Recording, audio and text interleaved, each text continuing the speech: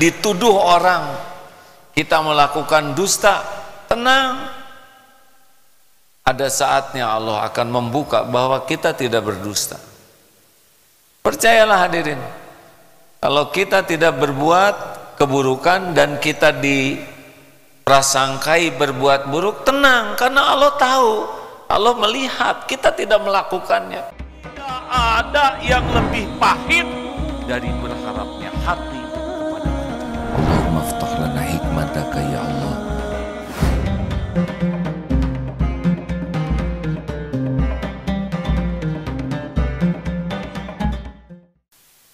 Dalam surat Al-Alaq, alam ya'lam bi annallaha yara, tidakkah dia mengetahui bahwa sesungguhnya Allah melihat segala perbuatannya. Jadi hadirin sekalian, apa hikmahnya?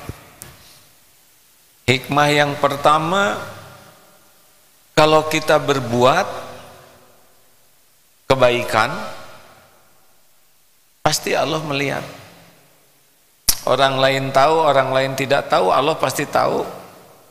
Orang lain melihat, orang lain tidak melihat, Allah pasti melihat. Ada orang, tidak ada orang, Allah pasti ada.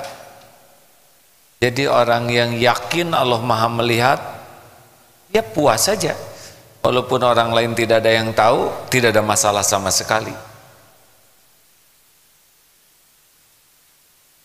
Allah lihat kita tidak bohong, lalu orang menganggap kita bohong, tenang, karena dia yakin Allah tahu, Allah melihat kita tidak bohong.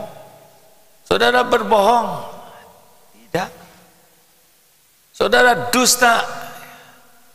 Alhamdulillah saya tidak berdusta. Tidak perlu marah, tidak perlu sakit hati. Dan Allah tahu kita tidak berdusta. Dan Allah menguji kita dengan dituduh orang kita melakukan dusta, tenang. Ada saatnya Allah akan membuka bahwa kita tidak berdusta. Percayalah hadirin, kalau kita tidak berbuat keburukan dan kita diprasangkai berbuat buruk, tenang, karena Allah tahu, Allah melihat kita tidak melakukannya. Kita dianggap mencuri padahal kita tidak. Kita dianggap nauzubillah berzina padahal tidak, ya. Kita dianggap melakukan padahal, dan yakin bahwa Allah tahu persis kita tidak melakukannya. Lalu ada orang yang menduga, berburuk sangka atau memfitnah atau apapun, tenang, karena Allah menyaksikan. Dan terjadinya ujian prasangka buruk itu pun dengan izin Allah. Tenang saja, jelaskan baik-baik, jangan terpancing, harusnya begitu. Ada saatnya, ya Allah Engkau tahu saya tidak melakukannya. Nanti ada saatnya Allah membela kita. Kalau sudah dirasa kepahitan ini cukup untuk merontokkan dosa-dosa kita, kepahitan ini cukup untuk pahalanya mengangkat derajat kita. Juga kalau yakin Allah Maha melihat, jangan main-main dengan maksiat.